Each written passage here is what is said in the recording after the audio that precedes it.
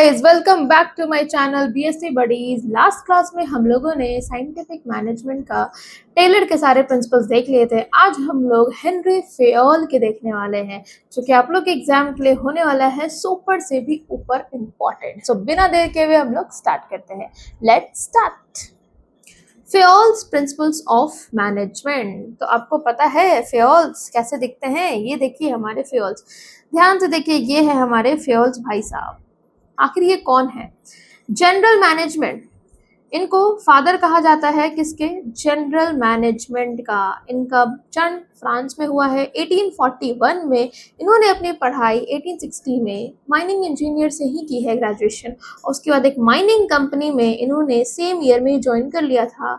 Starting में इन्होंने junior executive रहे, लेकिन धीरे ही जल्दी ही उन्होंने प्रमोट हो गए जनरल मैनेजर। और इतना ही नहीं, 1898 में ये चीफ एग्जीक्यूटिव भी बन गए। इनके फेयोल्स, इनके प्रिंसिपल्स इतने तगड़े थे कि इनका कंपनी जो है बहुत ही फ्लरिश किया है ओवर द टाइम। इनका जो प्रिंसिपल्स है वो काफ़ी ज़्यादा फ्लरिश किया है। तो हम लोग आज वही 14 ऑफ प्रिंसिपल्स देखने वाले हैं। प्रिंसिपल ऑफ मैनेजमेंट में सबसे ज़्यादा अगर किसी का कंट्रीब्यूशन है तो हमारे हेनरी फेयोल का ही है। बहुत होता है इनका तारीफ। तो आज हम लोग देखते हैं हेनरी फेयोल्स के प्रिंसिपल्स। So let's start. तो ये है हमारे 14 प्रिंसिपल्स, जिसको हम लोग लाइन बाय लाइन्स हम लोग सारा ही कवर करने वाले हैं। ठीक है, ओके।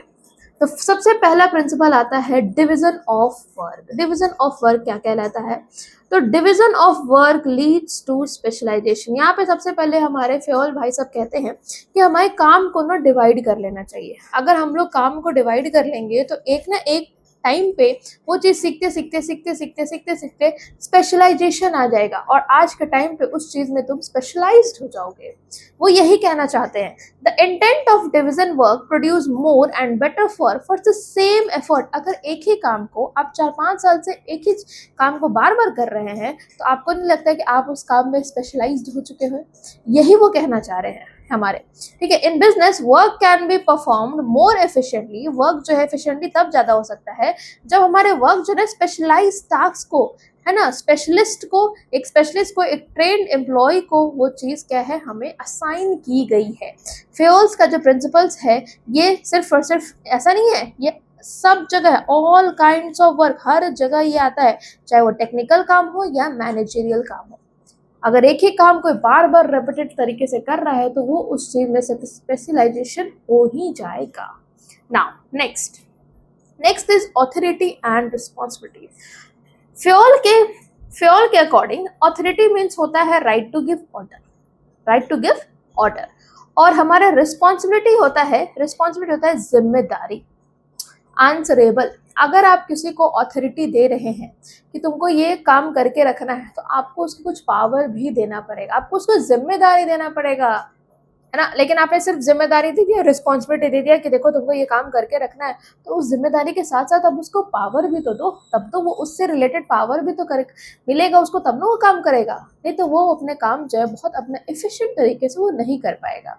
तो यही कहना चाह रहा है कि responsibility means accountable and answerable for any obligation और ट्रस्ट। रिस्पॉन्सिबिलिटी मतलब होता है कि तुम उस काम के लिए अकाउंटेबल हो, आंसरेबल हो, जवाबदेही है, तुमसे वो पूछा जाएगा। तो आप किसी को अथॉरिटी अगर दे रहे हैं तो आप साथ साथ में उसको, अगर आप रिस्पॉन्सिबिलिटी दे रहे हैं तो साथ साथ में आप उसको पावर भी दें। अथॉरिटी दे रहे हैं तो रिस्पॉन्सिबिलिटी भी दीजिए, रिस्पॉन्सिबिलिटी दे रहे हैं तो अथॉरिटी भी दीजिए। ठीक है, वो ये कहना चाह रहा है कि अथॉरिटी जो है हमारा फॉर्मल इनफॉर्मल दोनों में आता है। तो यहाँ पे जरूरी है balance between authority and responsibility के बीच में। हमारे पास अथॉरिटी और रिस्पॉन्सिबिलिटी के बीच में बैलेंस होना बहुत ज़्यादा ज़रूरी है, ताकि एक organization should build safeguard against abuse of managerial power. At the same time, manager should have necessary authority to carry out his responsibilities. Manager के पास ये ability होना चाहिए कि वो अपने authority जो काम वो कर रहा है ना, वो responsibility के साथ आगे बढ़े। ठीक है, तो so there should be balance between authority and responsibility. ठीक है, now next is discipline. Fayol के हिसाब से डिसिप्लिन होगा सारे लेवल पे तो वो बहुत अच्छा होगा। अगर आप किसी से काम करवा रहे हो तो आप उसका टर्म्स एंड एग्रीमेंट ले लो, जुडिशियल एप्लीकेशन ले लो, और अगर कोई ना करे तो उसको पेनल्टी भरवाओ। इसको कहते हैं डिसिप्लिन। अगर कोई काम चीजें डिसिप्लिन से हो रही है तो वो चीजें ज्यादा अच्छा काम करेगी। Discipline is the obedience to the organization rules and employment agreement which are necessary for the working in the organization. अगर आप किसी ऑर्गेनाइजेशन में काम कर रहे हो तो आप उसे फेयर टर्म का agreement low, terms and condition पहले साइन करवा लो, है ना। आप उसको पहले बता दो कि अगर आप ऐसे करोगे, ये बात मानोगे तो आपको रिवॉर्ड दिया जाएगा, नहीं तो आपको पेनल्टी लगेगा। तो हर एक चीज डिसिप्लिन में ऑर्गेनाइजेशन में होना बहुत जरूरी है, ठीक है ना। Next principle is unity of command. ये प्रिंसिपल ना मेरे को बहुत अच्छा लगता है। ये कहता है ना, अकॉर्डिंग टू फ्योल के हिसाब से कि there should be one and only one boss और एवरी इंडिविजुअल एम्प्लॉय। तो सही बात तो है। अगर एक आदमी को ये मिस्टर एक्स है, इसको ऑर्डर ए से भी मिल रहा है, बी से भी मिल रहा है, सी से भी मिल रहा है, डी से भी मिल रहा है, सबसे ऑर्डर मिल रहा है और सब के सब बॉस है, सब के सब बॉस है, तो वो किसका बात मानेगा। तो इस ऐसे में ये बेचारा हो जाएगा कंफ्यूज कि मुझे पहले किसका बात मानना है, है ना। तो if an employee get order from two superior at the same time the principle of unity command is violated. अगर एक ही टाइम पे एक आदमी को एक से ज्यादा 2 या 3 4 10 लोगों से उसको कमांड मिलेगा तो वो काम किसका करेगा, सब तो बॉस ही है ना। तो यहाँ पे इनका ये कहना है कि एक आदमी सिर्फ और सिर्फ एक ही आदमी से ऑर्डर रिसीव करेगा और वो उसी के लिए रिस्पॉन्सिबल होगा। Dual subordination should be avoided in the organization. इसको कहते हैं यूनिटी ऑफ कमांड, ठीक है। यानी कि आपको एक और एक ही बॉस होना चाहिए हर इंडिविजुअल एम्प्लॉय के ऊपर। ना next is unity of direction. अब यहाँ पे कह रहा है कि all the units of organization, हमारे जितने भी यूनिट्स हैं ऑर्गेनाइजेशन में, should be moving toward the same objective with the coordinated focus efforts. कह रहा है कि अगर जैसे यहाँ पे लिखा हुआ है ना कि each group of activity having the objective must one head one pen. कहने का मतलब अगर आपके कंपनी में प्रोडक्शन डिपार्टमेंट है, production department, finance department, purchase department, है ना, परचेज डिपार्टमेंट, तो ये सबका डिपार्टमेंट अलग अलग है। तो इसका मोटो कुछ और होगा, इसका मोटो कुछ और होगा, इसका मोटो कुछ और होगा। तो कहना ये चाहता है कि फाइनेंस डिपार्टमेंट के जितने भी अंदर लोग काम कर रहे हैं, ABCD, इन सब का डायरेक्शन क्या होना चाहिए, एक ही होना चाहिए। इन सब के अंदर के लोगों का डायरेक्शन क्या होना चाहिए, एक ही होना चाहिए, है ना। तो कह रहा है कि जितने भी ऑर्गेनाइजेशन में यूनिट्स हैं उन सब का एक ही ऑब्जेक्टिव से वो लोग काम करने चाहिए, है ना। कोऑर्डिनेशन होना चाहिए, फोकस एफर्ट होना चाहिए, ताकि ऑर्गेनाइजेशन का जो मिशन है, जो विजन है, जो ऑर्गेनाइजेशन ऑब्जेक्टिव है, आप उसे अचीव कर सके। Now next, subordination of individual interest to general interest. अब यहाँ इंडिविजुअल इंटरेस्ट किसको बोल रहा है, इंडिविजुअल मतलब पर्सनल हो रहा है यहाँ पे, और जनरल मतलब होता है क्या, जनरल मतलब कंपनी का, यानी कि ऑर्गेनाइजेशन का। अब यहाँ पे जाहिर सा बात है कि आपको अपना इंटरेस्ट नहीं देखना। अगर आप किसी कंपनी में काम कर रहे हो तो वहाँ पे आपको अपना इंटरेस्ट से पहले आपको पहले ऑर्गेनाइजेशन का फायदा देखना होगा। और अगर कोई एम्प्लॉय पहले वो अपना फायदा देख रहा है तो वो एम्प्लॉय आपके ऑर्गेनाइजेशन के लिए है ही नहीं वो।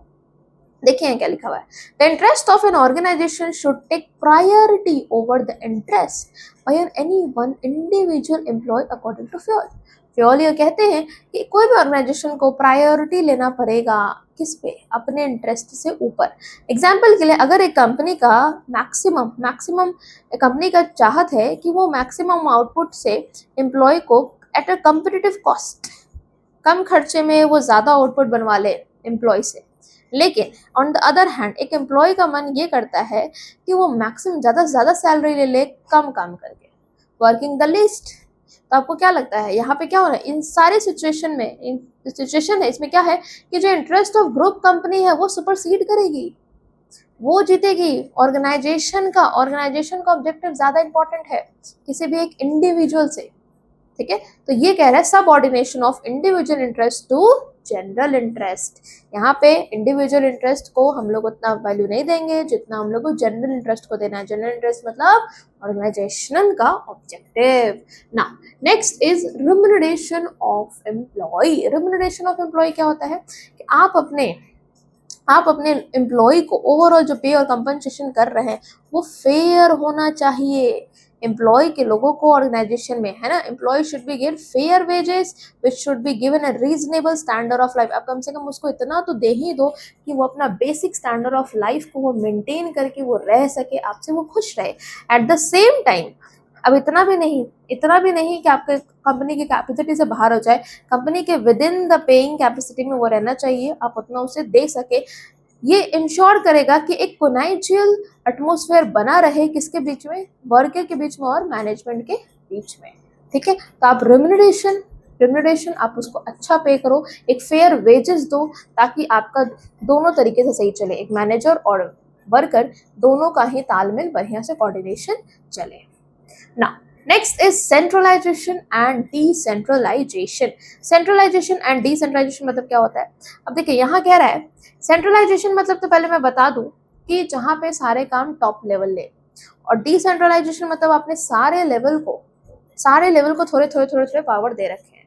तो centralization means decision power making at the top level पे ले रहा है, और डिसेंट्रलाइजेशन मतलब जहाँ पे सारे लेवल पे आपने मैनेजमेंट को डिस्ट्रीब्यूट करके रखा है, जैसे मैंने आपको अभी बताया।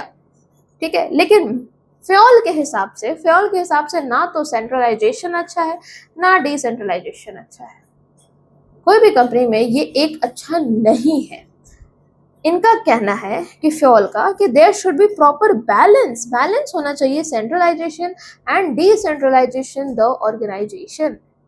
एक ऑर्गेनाइजेशन में आपको सेंट्रलाइजेशन और डिसेंट्रलाइजेशन का प्रॉपर बैलेंस होना चाहिए ताकि आप वो कोई भी काम आप अच्छे से कर सके। The degree of centralization our authority should vary according to the needs of situation. देखिए, आप सेंट्रलाइजेशन वहां रखिए जहां पे बहुत ही मेजर डिसीजन आप ही को लेना है, एकदम कंपनी के कुछ पॉलिसीज हैं, कुछ लॉज है, कुछ टर्म्स एंड कंडीशन है, तो वहां पे आप सीईओ ही रखिए। लेकिन जहां पे कुछ चीजों को आप डिसेंट्रलाइज कर सकते हैं आप उसको कीजिए। इसीलिए फ्योल बोलता है कि हमें मिक्स यूज करना है, सेंट्रलाइजेशन और डिसेंट्रलाइजेशन का प्रॉपर बैलेंस होना चाहिए इन दोनों के बीच में।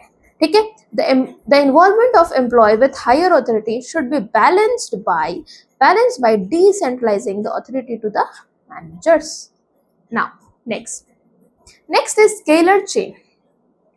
स्केलर चेन क्या होता है? An organization consists of superior subordinates, the formal lines authority from highest to lowest rank is known as scalar chain. इसमें कह रहा है कि ऑर्गेनाइजेशन में बात करने का तरीका एक चेन के जरिए होने चाहिए। सपोज दैट कि ये ए है, ठीक है, तो ये बात करेगा बी से, ये बात करेगा सी से, ये बात करेगा डी से, इधर ये पी, ये क्यू, ये आर, है ना। तो अब बात ऐसे पहुंचाई जाएगी, आर को अगर डी को ए से बात करना है तो इसको पहले सी को पहुंचाना होगा, फिर सी बी को पहुंचाएगा, फिर बी जाके ए को पहुंचाएगा। ठीक है, तो ये एक स्केलर चेन में बात होगी। लेकिन अगर डी को आर से बात करना होगा तो फिर से ये डी से सी, सी से बी, यहाँ ए, फिर यहाँ से घूम के पी, फिर क्यू, फिर आर।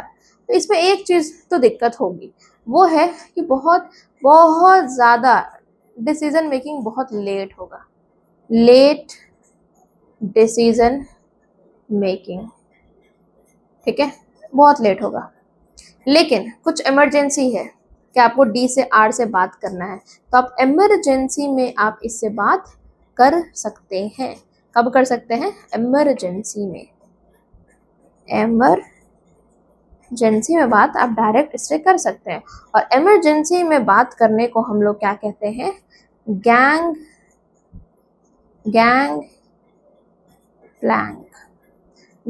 प्लैंक। लेकिन ये हुआ कि आप स्केलर चेन को तोड़ रहे हैं, इसको स्केलर चेन को तोड़ना कहते हैं। According to Fayol, organization should be have chain of authority communication that run from top to bottom should be followed by manager and subordinates। मैंने अभी बताया आपको कि यहाँ पे ये कहना चाह रहे हैं कि ये टॉप अथॉरिटी है, उसके नीचे वाला अथॉरिटी यहाँ बैठा है, उसके नीचे वाला यहाँ बैठा है, उसके नीचे यहाँ बैठा है। रैंक के हिसाब से रैंकिंग क्या हुआ है, that is called scalar chain. क्या आप रैंक के हिसाब से बात करोगे, डायरेक्ट आप जाके बात नहीं कर सकते हैं।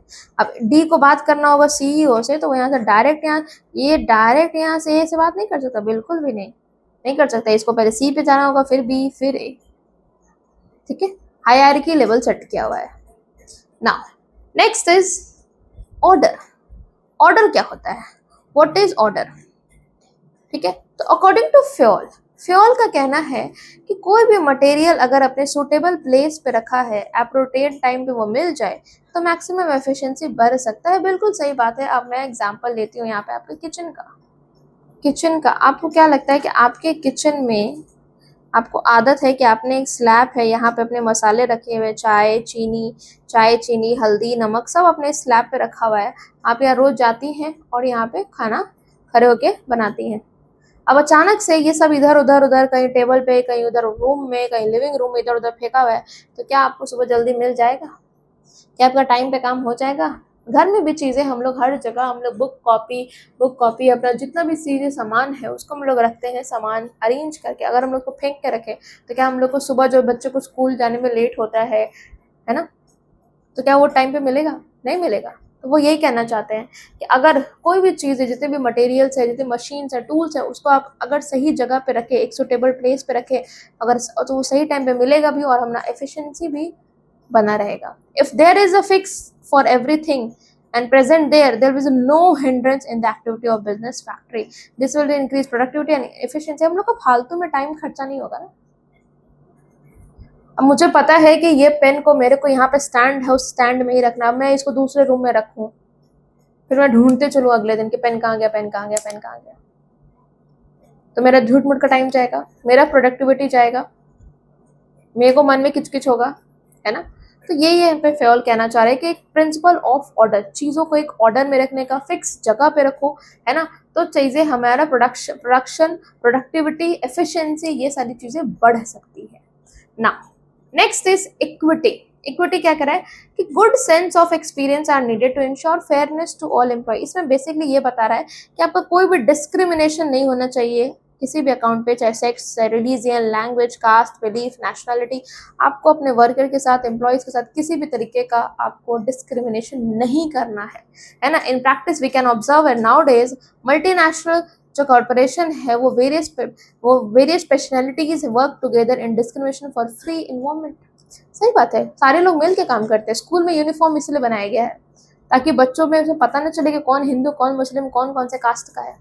एक टीचर के लिए सारे बच्चे सेम होते हैं, उसी तरीके से एक ऑर्गेनाइजेशन में है ना, उनके लिए सारे वर्कर सेम होने चाहिए। ठीक है ना। Next is stability of personal. क्या होता है स्टेबिलिटी ऑफ पर्सनल? तो एम्प्लॉय का टर्नओवर हमेशा कम होना चाहिए, should be minimised. Personal should be selected, appointed and after duty rigorous procedure. कह रहा है कि अगर आप किसी एम्प्लॉय को सेलेक्ट कर रहे हैं अपने ऑर्गेनाइजेशन में, तो आप उसका बहुत ही रिगरस प्रोसीजर से सेलेक्ट करो। मतलब जितना ताम झाम, जितना प्रोसीजर लेना है ना आपको, पहले इंटरव्यू लो, उसको ट्रेनिंग दो, जितना चीज स्टेप है इसको सब करो।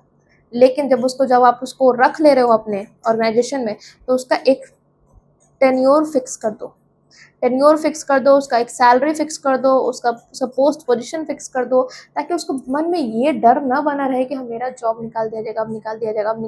नहीं, उसकी एक स्टेबिलिटी मन में मिलना चाहिए कि मेरे पास जॉब सिक्योरिटी है। अगर उसको इस तरह का मन में आ गया जॉब सिक्योरिटी कि हाँ ये पर्टिकुलर टाइम पीरियड तक मेरा जॉब सिक्योर्ड है, तो फिर वो इस ऑर्गेनाइजेशन में अच्छे से काम कर पाएगा। और उसको टाइम दीजिए, उसको रीजनेबल टाइम दीजिए अपना काम को अच्छा दिखाने का, रिजल्ट दिखाने का, है ना। इसको कहते हैं स्टेबिलिटी ऑफ पर्सनल।